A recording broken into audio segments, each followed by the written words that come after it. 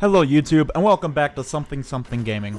Today I wanted to show you Putrefaction, an FPS reminiscent of the Quake era and an accurate description of gamers who used to play those games because they refused to step away from the LAN party for 2 fucking seconds and practice some personal hygiene. You savages.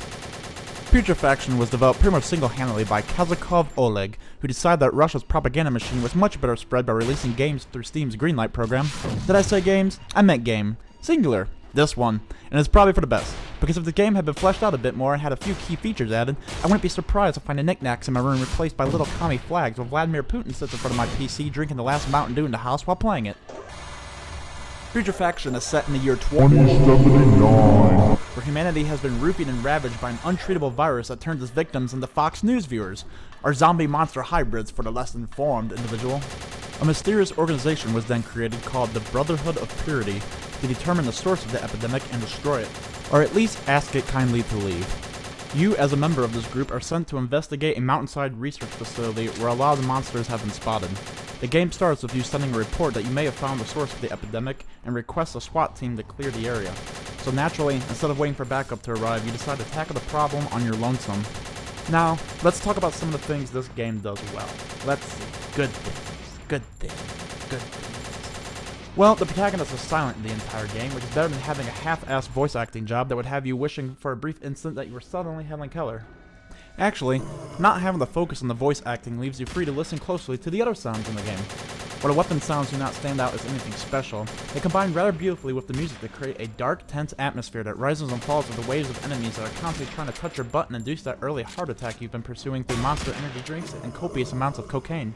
Far too often the game's music would change suddenly and have me looking frantically around for encroaching monstrosities.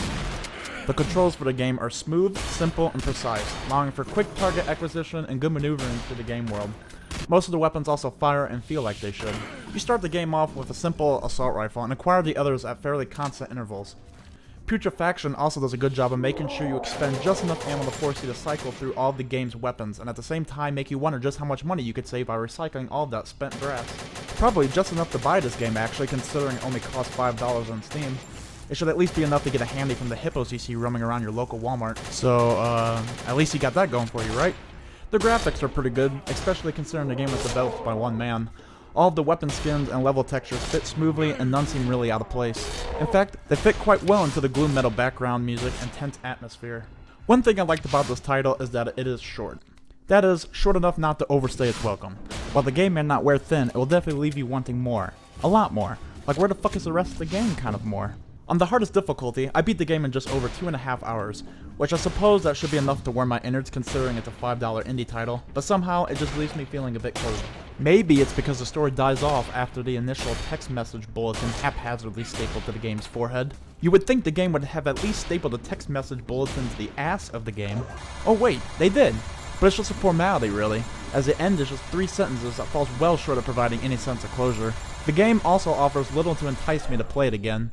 There is a horde mode attached, but it is just one map, and by map I mean one really small room, and with the random weapon and power drops rarely providing what is needed to advance it.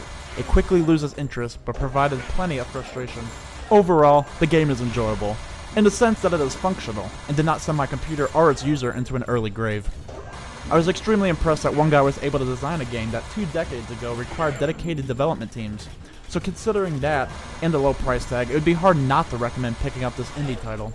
It will at least provide an afternoon of relaxation and a mount of corpses to help ease the pain of waiting for Doom 4's release. That is all the time we have for today, and thanks for watching. If you enjoyed this video, please leave a like, and if you want to see more from us, consider clicking that subscribe button. Subscribe! Satan commands it!